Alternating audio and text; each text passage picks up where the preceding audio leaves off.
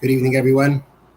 This Parshas Vaetchanan, Tavshin Pei Aleph. I'd like to dedicate tonight's class in memory of my mother, Mrs. Shlomis Rabinowitz, Shlomis Bas Rabbi Yaakov Eliezer. Should be an aliyah for her. Parshas Vaetchanan begins.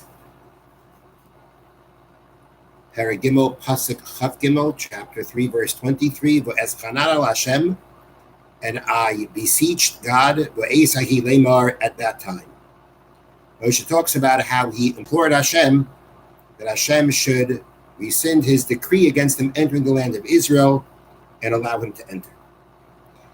There is a medrash that says that Vaetchanan, the numerical value of that word, which means and I beseeched, I implored, is 515. Moshe implored God with 515 different prayers, or 515 times, to allow him into the land of Israel. And therefore, it seems a bit strange. There it is, Moshe offering so many prayers, and they all went to waste. Nothing came of it. He asked to be let in. Hashem said no, even after 515 times. 515 prayers, for naught, seemingly. So Harab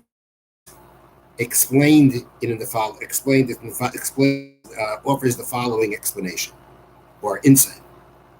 The Gemara in Brachos refers to Devarim ha'im d'merume shalaylam, matters that stand in the highest level, but people disrespect them. There are certain things that stand at the height of the world, and people don't respect them properly. What is this referring to? Rashi says this refers to tefillah. It's oila lamaila. It goes upwards. Shalaylam, things that stand at the height of the world. Prayer goes up to Hashem, to Hashem's throne, and still people don't respect prayer properly as they should. So the Baal Shem Tov explained, what is it? Why is it that people don't show enough respect for prayer? And the answer is because something that we all experience. We offer prayers for certain things. We ask Hashem for certain things, important things, and we don't get what we ask for. We're not answered, or we seem to be not answered. And therefore we say, what's the point? It doesn't work. He doesn't listen to it. So what's the point of doing it? But the truth is that every prayer that is offered properly, every prayer that a person offers with kavanah, with intent, with sin, never ever goes to waste. It's devarim ha'im d'merume shalaylam. A sincere prayer done properly it goes up to Shemayim. So what happens? What happens is that Hashem, it's best for us, knows that sometimes what we ask for is not something that we're getting. However, the prayer doesn't go to waste. It will come to use. Sometimes we'll ask for ourselves for something, and Hashem is going to respond not the way we ask for, but differently. Maybe it'll help our children, our grandchildren. Every tefillah with kavanah, proper concentration and feeling and sincerity, goes up to Hashem. He listens to it. And it's just that we make one type of request and he responds in a different way. Therefore, based on this, did Moshe's 515 prayers go to waste? Definitely not. Do we know what they did accomplish? That I don't have an answer for. But it's important to know that whenever we offer a tefillah in the proper way, in the appropriate way, never goes to. It is answered, just not answered the way we were expecting it or requesting. There is a very interesting example of this in last week's Parsha, Parshas Devarim, when Moshe reviews the story of the sin of the spies, and talks about how after Moshe delivered to the Jewish people Hashem's decree that they won't enter the land of Israel, talks about how a group of them still wanted to go fight. We're ready to fight. We know we did wrong to Hashem. We're ready to fight. Moshe says, it's too late. You can't go. And they go and they're obliterated. So this is in Perek Aleph, Psukim Mem Hey Mem Vav, chapter 1, verses 45 and 46. Vatashuva vativku lefnei Hashem. You returned and you cried before God. Lo yishma Hashem b'koelchem. Hashem didn't listen to your voices. Lo yizin aleichem. Didn't pay attention and he didn't hearken unto you. Vateshu b'kadesh yamim rabim. And you dwelt in Kadesh for many days. Kayamim asher yeshavtem, like the amount of days that you were there. So the question is, what is the connection between first mentioning you cried to Hashem, cried for forgiveness, but Hashem wouldn't accept your prayers. And then it says, and you remained in Kadesh for many days. What's the connection between the two? The Netziv, in his commentary, Hamak Davar, explains, the Kamakim, when the Pasuk then says, after it says Hashem, listen, that you dwelt in Kadesh, an area, the city called Kadesh, the area called Kadesh, for many days, the point is that even though Hashem didn't listen to your prayers, nonetheless, even though Hashem did not listen or accept your prayers, it did help somewhat.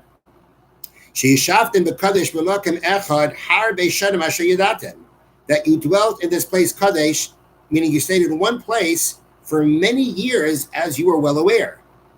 And Rashi there explains, citing the Medrash Sifri, Kadesh for Yud Tesh Shanim Mechza, 18.5 years. That's how long they spent there. And moving from place to place in the desert was not to do. To be able to stay in one place for such a long time and be settled and be at rest, peace of mind, tranquil, was a big blessing. And where did it come from? It came from the that they for the sin of the spies.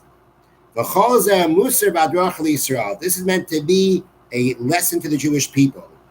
Kam came the Darius for all generations. Never become despondent from prayer. If it doesn't help where you are praying, nonetheless, a lot. It may not go where it may not bring about the answer that you're looking for, but it's going to help. Not just help, it's going to help a lot. That's this idea. The famous story with Rabbi Ari Levin, Zatzal, about a woman who came crying to him, with the fact that she first came crying to him when her husband were very ill, and she came crying to him, and he told her, and she prayed, but the husband passed away. She came back to Rabbi Levin, and she said to him, "Look, I accept Hashem's decree that my husband was taken away from me. But what happened to all my prayers? What happened to all the tears that I shed? What happened to them?" And Rabbi Levin told her that you should know that your prayers in heaven, who knows which decrees on the Jewish people they are rescinding, they are annulling. She cried for her husband, but he told her, those kind of prayers, sincere, tearful prayers, don't go to waste. Who knows what decrees upon the Jewish people they help to rescind. The Chassam Sofer writes, or it's brought down in his drushes, in his sermons that he gave, that we know that it says that by the destruction of the Beis HaMikdash, that Yirmiyah Navi went to Maras HaMachpelah to awaken the souls of Avraham, Yitzchak, Yaakov, Sarah, Rivka, Rachel, Leah, to daven on behalf of the Jewish people. And one of the kinnis that we read on Tisha B'Av talks about how Avraham tries to basically say, after everything that I went through, this is what happens to my children. And Hashem says, well, your children did this. And it goes through Avraham, Yitzchak, Yaakov, Moshe. And the Medrash tells us that when Rachel came her time to pray, she spoke about what she did, how she didn't embarrass her sister when her sister was taking her place to marry Yaakov. And because of that, Hashem says to Rachel, hold back your tears, don't cry. The shavu v'adam l'gvulam, your children shall return to their borders. So the Chassam Sofer says that, it would seem, we always seem to understand that to mean that Rachel's tears guarantee that there would be a geula. It almost sounds like without Rachel's tears, the Jewish people could have been lost. Rachel's tears guaranteed eventually there will be the ultimate geula. But the Chassam Sofer writes that Rachel's tears accomplished that even before Mashiach comes, Jews will return to Eretz Yisrael. And we've been seeing for decades how the Rebbeinu Shalom brings the Jewish people back to Eretz Yisrael, even when we don't have a Beis HaMikdash yet. We still are under control and pressure and problems from the nations of the world, but we have Eretz Yisrael. Jews go to Eretz Yisrael, live in Eretz Yisrael, experience Eretz Yisrael. It's an unbelievable chesed, an unbelievable kindness and miracle from Hashem. Chassam Sofer said, what accomplished that? Rachel's tears. Rachel's tears meant to try to save the Jewish people then. Hashem said, can't happen then. But your children will return to their borders. You're crying for them now, it's not going to help now. But it's going to help for generations later. And it's going to help for generations even before Mashiach comes, even before the final redemption. The Jewish people will return to their borders and to be able to live in the holy land of Eretz Yisrael. So that's the lesson of this whole idea. The whole idea here is that we should never give up or become despondent from our prayers, because a sincere, truly from the heart prayer never goes to waste. Will it go to the address where we want it? Only Hashem knows that and what's best for us. But it never goes to waste. Next thing I want to talk about is later on in the Parsha, where Moshe repeats the story of the giving of the Torah at Har Sinai, and repeats the Aseres HaDibros, the 10 Commandments of the Jewish people. And Perikei Pasuk Kites, chapter 5, verse 19 reads, "As Hadavarim ha'ela dibar Hashem al kol kahalchem." These words Hashem spoke to your entire assembly, Bahar on the mountain. Mitoich ha'esh, from the midst of the fire, ha'anan, the ha'arafel, the cloud, the dark cloud, kol gadol v'lo yasaf, a great and continuously voice getting louder and louder. And he wrote these words al shnei luchos avanim, on 2 tablets of stone. Vayitneim Eloi, and he gave them to me. There is a medrash that says these stones that Hashem used to inscribe the Aseres HaDibros on, one of the stones was the stone. These are 2 stones mentioned in the Torah. Right here it's called luchos avanim, tablets of stone, and those 2 stones, avanim is stones, are stones from 2 other places mentioned in the Torah. One place is in Bereshis Chav Ches Yud Aleph, chapter 28, verse 11, Parshas Vayetzei, talking about Yaakov Avinu when he left his parents' house. Vayivka b'makaim, he reached the place. Vayolan Shem Kibo Hashemesh, went to sleep there for the sun had gone down. Vayikach me avnei hamakayim, and he took from the stones of the place. He put them around his head. And he went to sleep in that place. And then later on, writes, Yaakov awoke in the morning. He took the stone. He took the stone that was under that he had put around his head. He made it into a monument. And he poured olive oil in it. So here we have one stone. The stone that was the stone that Yaakov had slept on before he had his dream, or while he had his dream of the ladder. That was one stone. One stone was that one of the stones of the 2 tablets of stone that the Aseres was written on, was this stone that Yaakov Avinu had gone to sleep on. The next stone comes from Shmois Yud Zayin, Shmois 17 Yud Beis, verse 12. V'dei Moshe, this is talking about where the Jewish people fought their first war with Amalek.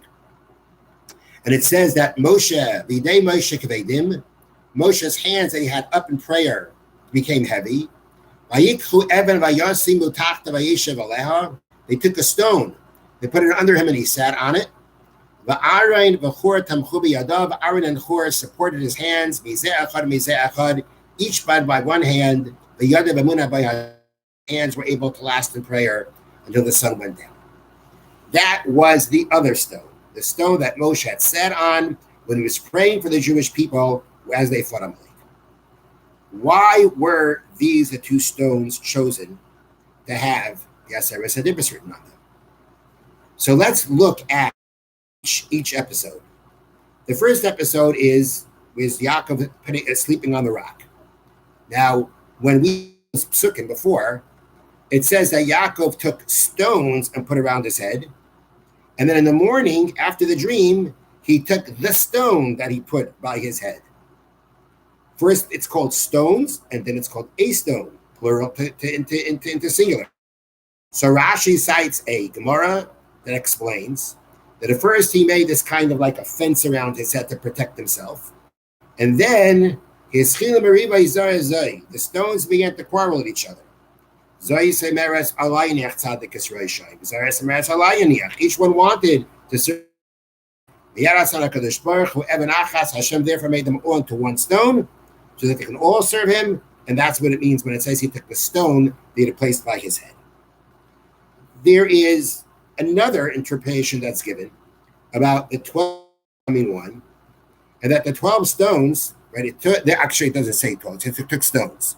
So the Medrash says there were 12 of them, 12 corresponding to the 12 sons that he would eventually have, who were the 12 Shvatim, the 12 tribes of Israel. And they're all coming to one under his head, means to say that although they are 12 tribes with their own unique characteristics, their own unique mission, ultimately their goal is to come together as one to collectively serve Hashem. Each one has their characteristics. Each one has their unique way of serving Hashem. But they all are really there to come together to make one goal, and that is to collectively serve Hashem. Each one has their position, each one has what they need to do, but it's all part of one collective body of the Jewish people that serves Hashem. So that's what the stone of Yaakov represents. Something that's a good that's something good to write. That's for the Torah to be written on them. Stone is the stone that Moshe sat on while he was praying. That still represents Moshe's prayer. Now, it says that Moshe had his hands up, and when his hands were up, the Jewish people were overpowered Amalek, but when his hands went down, Amalek would overpower the Jewish people. So the mission Rosh Hashanah, what's with Moshe's hands? Moshe's hands are the one that make the war, that's fighting the war for the Jewish people, that when it's up, they're victorious, otherwise they're not. So the Gemara Rosh Hashanah says, rather, that when the Jewish people have their eyes lifted up towards heaven, Moshe's hands up represents the Jewish people looking towards Hashem for their salvation, then they're victorious. But when they don't, then Amalek becomes overpowering. So Moshe sitting on the rock and praying really represents the Jewish people's prayers and thoughts and focus on the creator of the world in their time of need. And that when they do that, actually the Gemara, the wording of the Gemara in the Mishnah Rosh Hashanah is Moshe Rabbeinu's hands up means that when the Jewish people were fighting the war and they looked up to heaven, and they subjugate their hearts to Hashem, that's when they succeeded. So it represents how when the Jewish people in their time of distress subjugate their thoughts, their entire being to the service of Hashem, they subject their hearts to their Father in heaven, they dedicate themselves to the service of Hashem, even under those trying circumstances, that is when they're victorious over their enemies. Again, understandably, why that rock was chosen to have the 10 Commandments written on it. But now let's try, which stone, which one? We know that the had 5 of the dibros on one, 5 dibros on the other. So the first 5 went on stone, and the second 5 went on.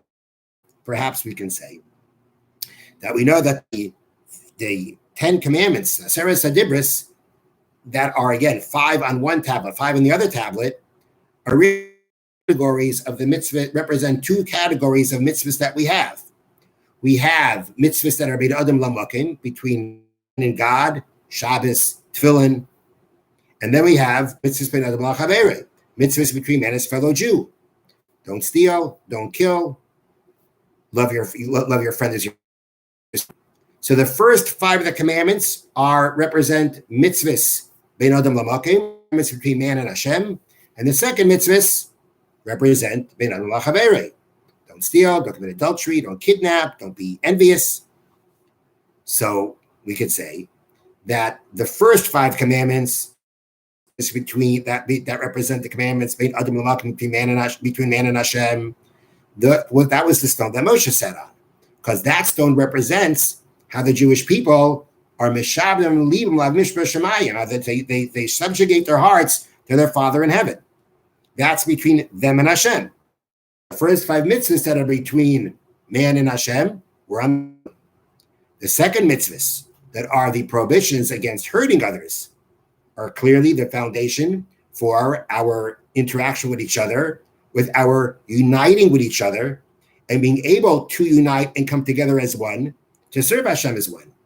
And therefore, we can suggest that the second set of commandments on that stone, the stone that was on the Yaakov's head. Have a wonderful evening. Thank you for listening. All the best.